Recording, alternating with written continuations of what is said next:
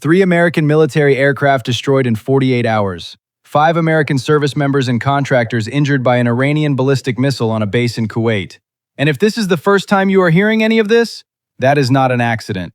That is the result of a deliberate, coordinated effort to keep this information away from you. We are going to change that right now. Stay with me, because what you are about to hear is the real story behind what is happening in the Middle East, and it is far more serious than what is being reported. Let's start with the drones, because the scale of what has happened in the past 48 hours is genuinely extraordinary. The United States military has lost 3 MQ-9 Reaper drones to Iranian air defense forces in less than 2 days. One Reaper was destroyed approximately 48 hours ago. 2 more were shot down in the 24 hours that followed. Each MQ-9 Reaper carries a price tag of over $30 million. Run those numbers and you are looking at more than $90 million in American military hardware destroyed by Iranian forces in a single 48-hour window, while most of the American media was covering other things. Now let's be clear about what an MQ-9 Reaper actually is, because this is not just a surveillance camera in the sky. These are armed combat drones. They carry Hellfire air-to-ground missiles. They are deployed over the Strait of Hormuz specifically to maintain a visible, armed American military presence in one of the most strategically vital shipping corridors on the planet. Roughly 20% of the world's oil supply moves through that strait. The United States' presence there is not symbolic. It is a direct projection of military power designed to influence behavior in the region. And Iran is now shooting those assets down with what appears to be growing accuracy and growing confidence. Open-source intelligence and footage shared on Iranian social media channels has allowed independent analysts to track and confirm these losses. One Reaper was reportedly down near Iran's Keshem Island. Another was shot down over Yemen's Marib province. 2 different locations, 2 different incidents, 1 single day. And the Iranians are not being subtle about it. They are releasing the footage. They are posting it publicly. They want the world to see it. Bloomberg deserves real credit here. Their reporters did the work, followed the story, and published what they found. That is what journalism is supposed to look like. But the fact that this information is coming primarily through a financial news outlet rather than as a top-of-the-hour alert on every major network tells you something important about the state of information in this country right now. If the United States military lost 3 aircraft to a foreign adversary in 48 hours during any previous administration, it would have been the defining news story of the week. Today, it is a niche item that most Americans will never hear about. At the rate these losses are occurring, the United States could be burning through $60 to $100 million in drone assets every single day. That is an enormous sustained cost, financially, operationally, and in terms of what it signals about the actual balance of power in the skies over the Persian Gulf and the broader region. Iran's air defense capabilities were widely expected to degrade significantly as a result of the military campaign that has been underway since February. By the available evidence, that has not happened. In fact, there is an argument to be made, and some analysts are making it, that Iran's air defense operators have become more skilled and more effective precisely because they have been forced to use their systems under real combat conditions repeatedly over these months. Now let's talk about Kuwait, because this is arguably the most serious development of the past 48 hours, and it received almost no coverage. Earlier this week, the United States carried out strikes on Bandar Abbas, a major Iranian port city located directly on the Strait of Hormuz. That strike happened in the early hours of the morning. Roughly 3.5 hours later, Iran responded. An Iranian Fateh 110 ballistic missile struck the Ali al-Salem airbase in Kuwait, a facility that hosts American military forces. Kuwaiti air defense systems engaged the incoming missile, but the debris field from that intercept came down onto the base. At least 5 Americans were injured. Both active-duty military personnel and civilian contractors were among the casualties. Some of those injuries are being described as serious. At least 1 MQ-9 Reaper was destroyed on the ground in the strike, worth approximately $30 million, and a second aircraft was significantly damaged. That is a direct Iranian ballistic missile attack on a base housing American forces. Let's not soften that with language about debris or intercepts. A ballistic missile fired by Iran hit a base in Kuwait and hurt 5 Americans. And the administration's response was to minimize it, delay its release, and hope that it would disappear into the broader noise of the news cycle. It nearly worked. The sequence of events here matters enormously, and it is being deliberately obscured. The United States struck Iranian territory. Iran then struck a base in Kuwait where American forces are stationed. Iran did not initiate this particular exchange. Whether the original American strike was strategically justified or not is a separate debate. But the basic factual sequence is that American forces acted first, and Iran responded. Presenting Iran's retaliation as unprovoked aggression, or simply not mentioning the prior American strike at all, is a distortion of the factual record. And that distortion is being actively promoted by the people who are responsible for being straight with the American public about what is happening in their name. The Pentagon has officially reported that Operation Epic Fury, the name given to this military campaign, which formally began on February 28th, has resulted in 14 Americans killed and 409 service members and contractors injured. Those are the officially acknowledged figures. But here's the critical question. Given what we have just seen happen with the Kuwait strike, an incident involving 5 injured Americans that was not proactively disclosed, that only emerged through outside reporting, how confident should we be in the completeness and accuracy of the official casualty count?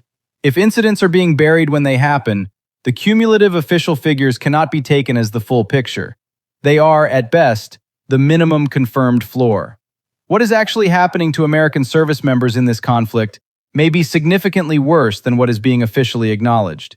And while all of this is unfolding in real time, drones being shot down, service members getting hurt, ballistic missiles hitting American bases, a parallel narrative has been running in Washington that claims a ceasefire is in effect and that a diplomatic deal is just days away.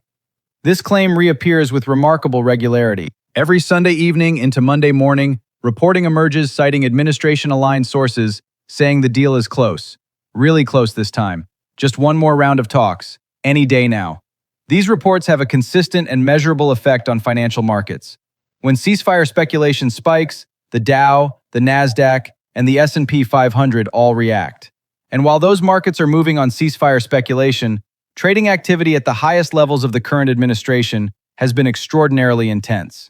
Reports indicate that in just the first quarter of this year, those at the top of this government executed stock trades at a rate that, if the reports are accurate, amounts to a transaction roughly every 9 minutes during market hours. The question of whether that trading activity is legal, whether it is ethical, and whether it is connected in any way to the administration's control over conflict-related news is a question that independent investigators and the relevant oversight bodies need to be asking loudly and urgently. The conflict between what is being said publicly and what is actually happening on the ground has become one of the defining features of this entire campaign. Secretary of Defense Pete Hegseth appeared at the Shangri-La Dialogue Defense Forum in Singapore this week. When asked about the state of negotiations with Iran, his answer consisted primarily of the word, great. The president is patient. The deal will be a great deal. Not just any deal, a great deal. He repeated variations of that framing multiple times. That was the public posture of the American Secretary of Defense while Iranian forces were shooting down American drones, and while a ballistic missile had just struck an American base 24 hours earlier. No acknowledgement of the losses, no accountability for the ongoing casualties, just assurances that something great is coming. Treasury Secretary Scott Bessent offered his own assessment at a separate public event that deserves careful examination. He argued that while the United States did not pursue formal regime change in Iran, the conflict has functionally changed the Iranian leadership structure, describing it as decapitation of the first and second tiers of command. But here's the obvious tension in that framing. If Iran's military and political leadership has been meaningfully degraded, then who is ordering the ballistic missile strikes on American bases? Who is directing the air defense operators that are shooting down Reapers with increasing precision? Who is issuing the navigation permits in the Strait of Hormuz and collecting fees from international shipping? The evidence of ongoing coordinated Iranian military action does not suggest an adversary whose command structure has been neutralized. Iran's own public messaging has been striking in its confidence. Senior officials and members of parliament have stated publicly that Iranian control over the Strait of Hormuz has been strengthened rather than weakened by this conflict. They have pointed to the fact that international shipping continues to transit the strait under Iranian-issued permits as evidence that their authority has been cemented in the eyes of the world. One parliamentary figure stated directly that the only one who has not accepted this reality is the current American president, and that every time American forces are sent in, they leave having been repelled. Whether that is accurate analysis or political posturing, it reflects a level of public confidence from Tehran that is not consistent with the picture being painted in Washington.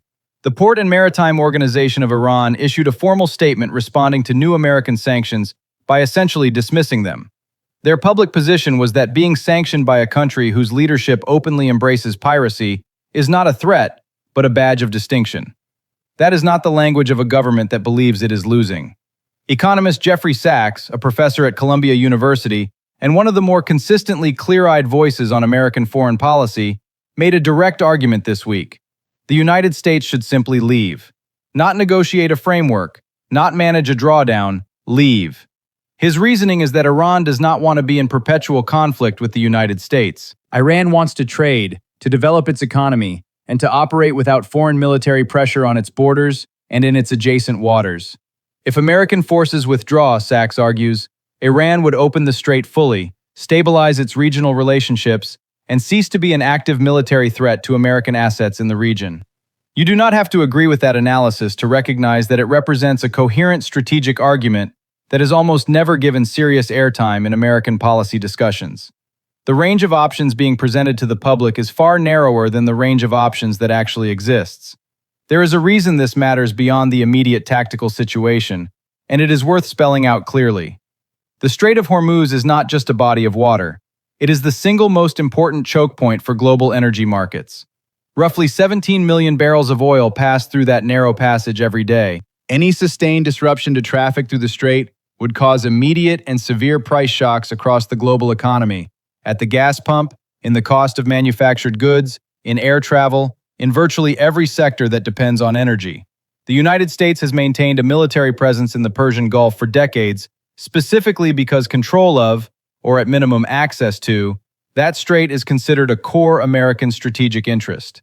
So when Iran shoots down American drones operating over the strait with increasing ease, and when Iranian officials publicly declare that their authority over the strait has been cemented rather than challenged, that is not just a story about military hardware. That is a story about who actually controls access to one of the most critical arteries of the global economy. And right now, the honest answer to that question is more complicated and more uncomfortable than the official American position acknowledges. The campaign against Iran did not take place in isolation. It unfolded against a backdrop of ongoing conflicts across the region and a complex web of Iranian-aligned forces operating in Lebanon, Iraq, Yemen, and elsewhere. When the United States struck Bandar Abbas, a port city, a commercial and economic hub, it was a deliberate choice to hit Iranian economic infrastructure. The calculation presumably was that economic pain would accelerate Iranian willingness to negotiate. Based on publicly available evidence, that calculation has not played out as anticipated. Iran has not softened its public posture, its military activity has not stopped, and the price is being paid by American service members, while the official story claims a ceasefire is holding and a great deal is just around the corner. It is also worth noting what Hegseth said about Taiwan at the Singapore Forum. When asked directly whether the United States is pausing weapons sales to Taiwan, he gave a non-committal answer. The South China Morning Post headlined their report by noting that Hegseth had softened his tone on China following a recent meeting between the American president and Xi Jinping. American officials are at a major international defense forum, managing their language around Taiwan and China at the same time that American forces are taking fire in the Middle East. The bandwidth of American strategic attention is being stretched across multiple theaters, and the people operating within that stretched bandwidth are service members on the ground and in the air in a combat zone. One more thing needs to be said. The head of the Heritage Foundation stated publicly this week that of the 1,913 specific policy recommendations in the Project 2025 document, 1,500 have now been implemented. Among the core philosophical commitments of that framework is the idea that the rules-based international order is a constraint to be discarded. Secretary Hegseth gave voice to exactly that philosophy in Singapore, stating openly that rules without hard power behind them are worthless.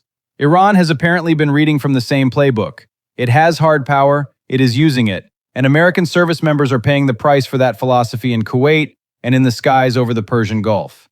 Now let's step back and look at what is happening domestically while this war continues. A federal judge this week issued an injunction ordering the immediate removal of the current administration's branding from the Kennedy Center, ruling that the changes imposed on that institution constituted a form of vandalism against a federally protected cultural landmark. The administration's visible public response was not compliance or measured legal pushback. It was a lengthy, angry social media post arguing that the transformation would have been beautiful and that if the administration could not complete it, no one else would be able to either. That is the emotional energy being directed at a concert hall, while American service members are being treated for injuries from a ballistic missile attack. Separately, while 5 Americans were recovering from those injuries, the administration was conducting a sustained social media campaign targeting a private citizen who won a civil lawsuit against the president. A federal jury found the president liable for sexual assault and defamation, unanimously. All jurors agreed. The administration's response has included continued public attacks on the plaintiff. That is where the public-facing energy is going, not to the service members in Kuwait, not to the families of the 14 Americans officially confirmed killed in this conflict. It is worth pausing here to consider what this pattern of information management actually costs, not just politically, but in human terms. Every time a drone loss gets buried, the families of service members are deprived of an accurate picture of the risk their loved ones are operating in. Every time a casualty report gets delayed or minimized, the American public loses the ability to make informed judgments about whether the cost of this conflict is worth what is being achieved. And every time a market-moving ceasefire claim gets floated on a Sunday night, only for Monday to arrive with no deal and new military incidents, the gap between the official story and observable reality grows wider. That gap does not stay abstract. It erodes trust. It erodes institutional credibility. And it makes it harder for the government to be believed even when it is telling the truth. Think also about what this means for the service members themselves. These are men and women who volunteered to serve. They trained, they deployed, and they are now operating in an active combat zone where Iranian forces are targeting American assets on a near-daily basis. They deserve to have their situation described honestly to the country they serve. When an administration minimizes their injuries, delays casualty reporting, and avoids press conferences about incidents that directly affect their safety, it is not protecting them. It is protecting itself. There is a fundamental difference between operational security, keeping information classified to protect ongoing missions, and political security, keeping information suppressed to protect approval ratings and stock portfolios. What has been happening here looks far more like the latter than the former. The American people have a constitutional and moral right to know when their military is in an active conflict, when that conflict is producing casualties, and when the strategic objectives are or are not being achieved. That is not a partisan position. It is the basic contract between a democratic government and the citizens who fund it, staff it, and are asked to accept the consequences of its decisions. That contract is being broken right now, and the only remedy is accountability, demanded loudly, consistently, and without apology. That broken information pipeline is itself the story. Each individual incident gets managed and minimized in isolation, but the cumulative picture, viewed honestly, tells a very different story than the one being sold. And the only way that picture becomes visible is if enough people keep asking questions, keep demanding real answers, and keep refusing to accept the managed version. The families of the 14 Americans officially confirmed killed deserve honest acknowledgement. The hundreds listed as injured deserve their sacrifice recognized. And the 5 hurt in Kuwait this week, whose injuries were not disclosed, whose story emerged only through outside reporting, deserve to have their service treated with the seriousness any American casualty in any conflict has historically received. The silence around their situation is not respectful. It is not protective. It is political. We are going to stay on every piece of this as it develops. Every confirmed drone loss. Every casualty that surfaces despite efforts to suppress it. Every market-moving claim about deals that never arrive. Every contradiction between official statements and what is happening on the ground. We will cover it, give you the full context, and we will not let it disappear. Subscribe now and turn on notifications. This story has a long way left to run.